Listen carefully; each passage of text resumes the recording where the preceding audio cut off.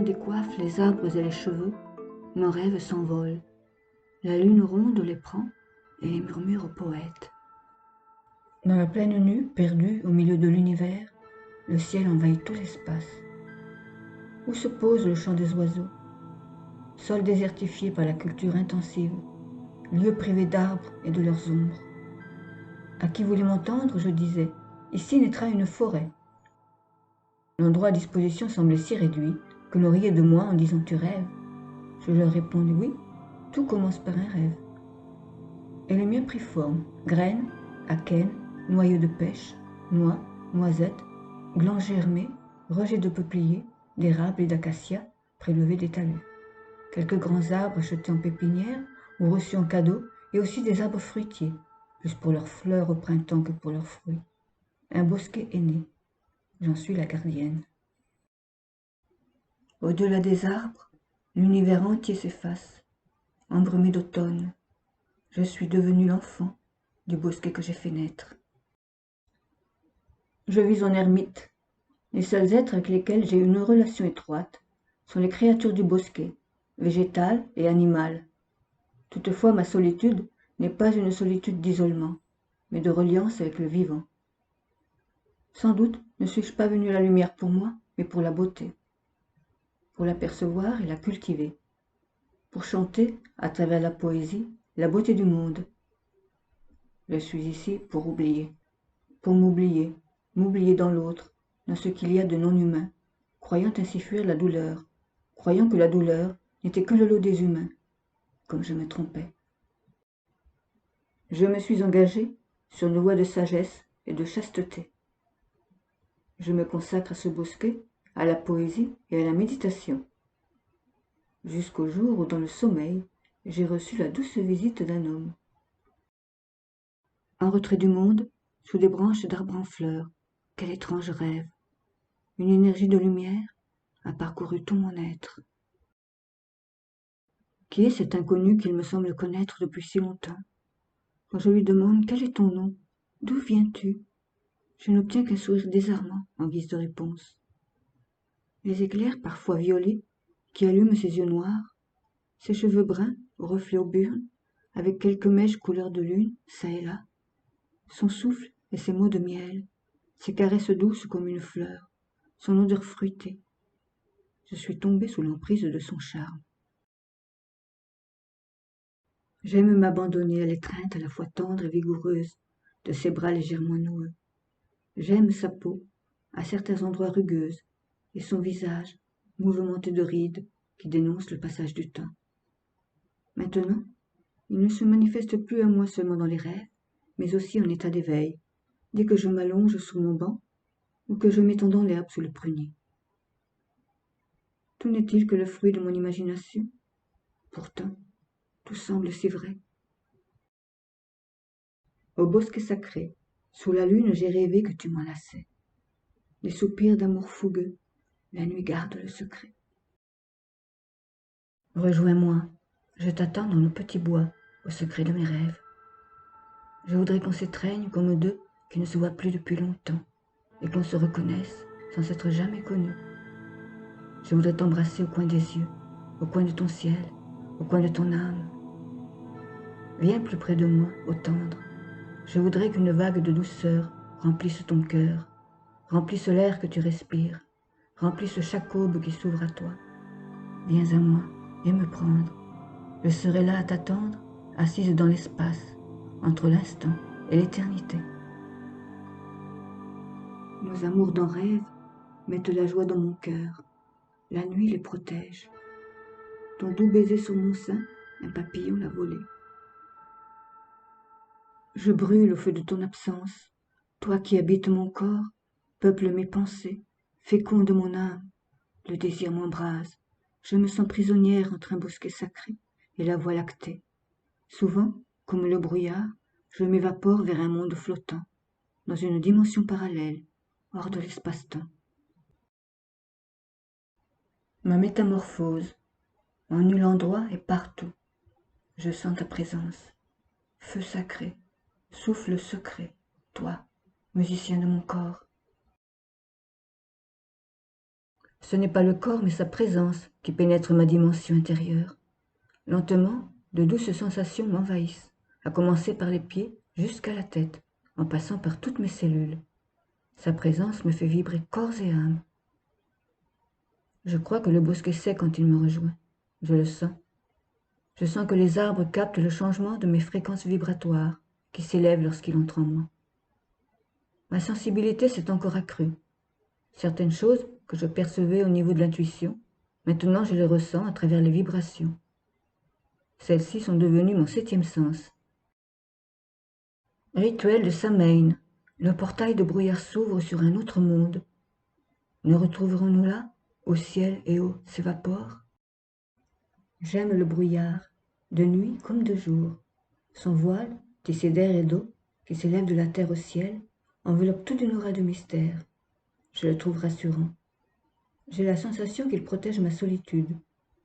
Le brouillard a le pouvoir de t'isoler, de te tenir à l'écart de la réalité pour te porter dans une dimension presque irréelle, une dimension de l'inconsistance.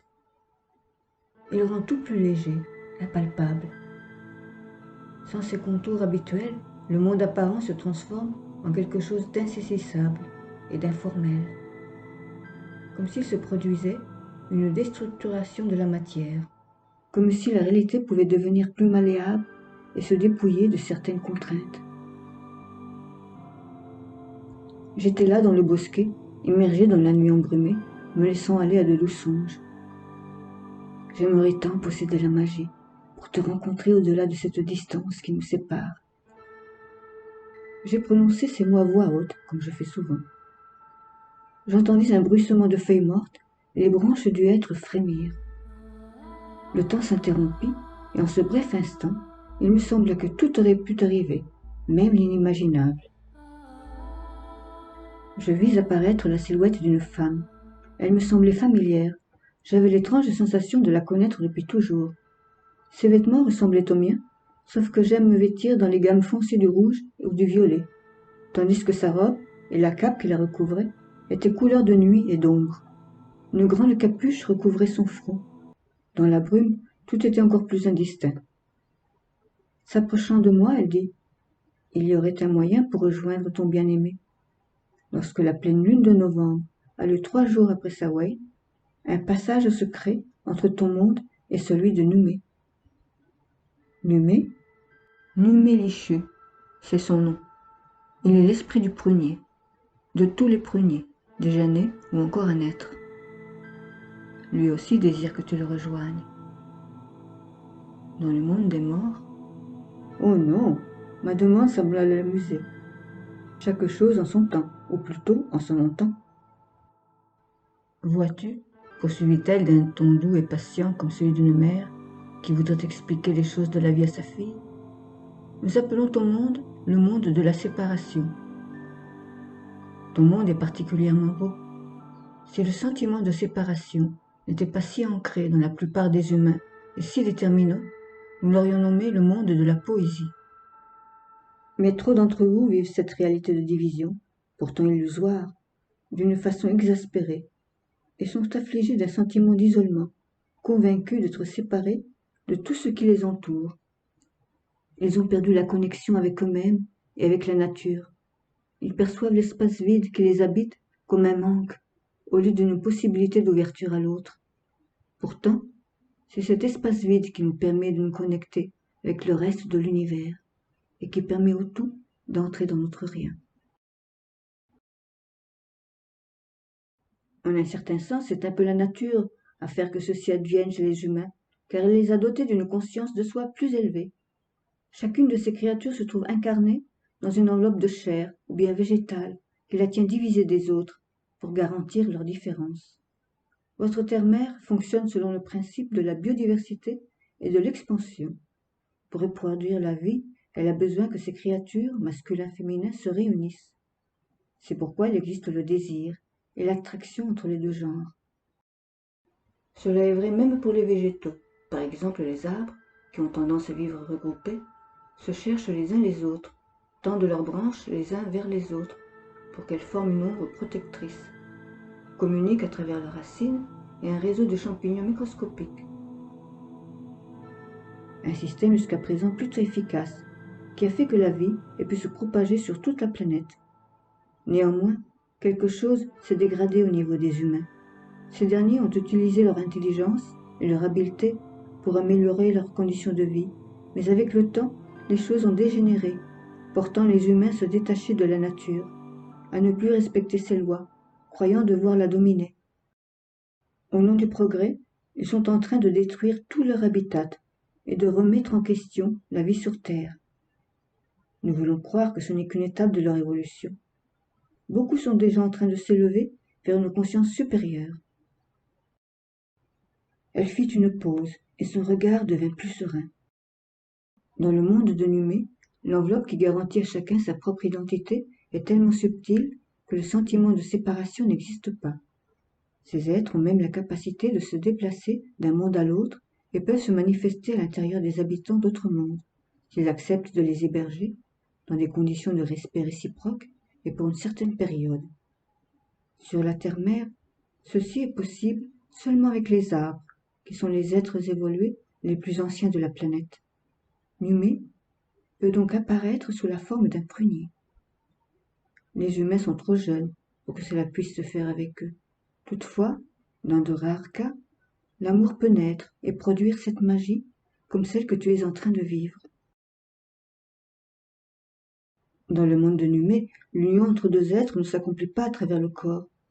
Ce sont leurs deux espaces de vibration qui se pénètrent l'un l'autre. C'est pourquoi, contrairement à ce qui se passe dans ton monde, l'amour et l'union peuvent advenir entre deux espèces différentes, comme toi, l'humaine, et Numé, l'esprit du prunier. Et la communication procède d'âme en âme, toujours à travers les vibrations, selon une vaste gamme de fréquences. C'est un peu comme une musique, une symphonie, dont les notes ne seraient pas des sons, mais des sensations. C'est une expérience dont tu as eu un aperçu et qui t'a beaucoup plu, il me semble. Mais quand tu rejoindras Numé dans son monde, tout ce que tu as éprouvé ici sera quintuplé. Pas pour rien, nous avons surnommé le monde de la créature dont tu t'es prise le monde des vibrations. Toutefois, ce procédé ne fonctionne que si les deux êtres s'aiment. En fait, l'expérience de l'amour n'est pas un acte voué à la reproduction, laquelle advient dans une modalité de co-création, trop longue à expliquer, mais pour l'immense plaisir qu'il procure et pour la connaissance de l'autre, dans le sens de connaître et aussi de connaître, naître avec. D'une certaine façon, c'est un peu un régénérateur de vie et d'harmonie, car il agit au niveau de l'énergie sacrée qui parcourt toute chose. Même s'il existe un sentiment d'appartenance entre deux qui s'aiment, ils ne connaissent ni la jalousie, ni la possessivité, car ce n'est pas un sentiment d'appartenance l'un à l'autre qu'ils éprouvent, mais d'appartenance à l'amour. Maintenant, écoute-moi bien. Dans 3 nuits, lorsque la lune sera haut dans le ciel, tu devras te trouver à nouveau ici, près de ton prunier cramoisi. Comme ce soir, un brouillard intense descendra dans le bosquet. Il s'épaissira jusqu'à rendre invisible tout ce qui sera autour de toi. C'est alors que tu pourras emprunter le passage. Pour cela, tu devras enlacer ton bien-aimé sous sa forme arborescente, avec laquelle tu te fusionneras. Ton corps se transformera en arbre, ne faisant plus qu'un avec le prunier. Tu devras laisser ce corps physique en offrande au bosquet et continuer le chemin avec ton corps de vibration. Lui t'attendra au bout. Sache que ta décision de franchir le passage sera définitive et qu'il n'y aura aucune possibilité de retour. Pèse bien ton choix. Qu'en sera-t-il du bosquet? Qui le protégera? Nous le protégerons avec la magie. Dès que la brume se sera dissipée, après ta partance, une haie de ronces et d'églantiers le rendra impénétrable. Ton bosquet est sacré. Nous le considérons un temple vivant. Ceci dit, elle virevolta, faisant onduler les pans de sa longue cape, et prononça ces mots en tournant la tête dans ma direction. Il faut croire en ses rêves. Avant que le brouillard ne l'engloutisse, je me suis empressé de lui demander « Qui êtes-vous » D'une voix déjà lointaine, et sans se retourner, elle répondit « L'esprit de la forêt ». Lui courant derrière pour tenter de la rattraper, J'eus à peine le temps de lui crier. « Et de qui parlez-vous lorsque vous dites nous? Qui sont-ils » ? « Les gardiens de l'univers. » J'aurais aimé lui poser 1000 autres questions, mais elle avait déjà complètement disparu. Un peu confuse, je dirais même éberluée, je suis entrée dans mon espace intérieur pour me déposer dans le silence. C'est là, j'en suis certaine, que je trouverai toutes les réponses. Vivre pour aimer, cheminer, de la naissance à la connaissance, vers la reconnaissance. Ne rien avoir, ne rien savoir, ne rien prendre et ne rien comprendre. Tout simplement être, et puis à nouveau n'être que pour renaître, peut-être. Dans le ciel nocturne, la lune des arbres de novembre s'est levée. Je la vois luire toute ronde, mon amie de toujours. Bientôt tout plongera dans l'invisibilité. Le brouillard peu à peu envahira le bosquet, comme le veut la prédiction. Mais le monde tout autour perdra de sa densité. Je me dénuderai de moi-même et j'irai enlacer mon premier cramoisi pour me fondre en lui. Une nuit de brouillard est un bon moment pour disparaître. Ceci est mon dernier poème écrit en ce monde que je vais quitter. Mais avant, je salue un à un mes arbres. Je leur exprime ma joie de les voir si bien grandis et toute ma reconnaissance pour m'avoir accompagné et soutenu toutes ces années. Je les serre tous contre moi, une dernière fois. Plus aucune barrière n'existe entre nous. Avant de les laisser définitivement, j'entre en communion totale avec eux. Le dernier que j'embrasserai sera le prunier. Dans la plaine nue, perdue au milieu de l'univers, la brume a envahi tout l'espace. Au secret d'un bosquet sacré, 2 pruniers m'enlaçaient.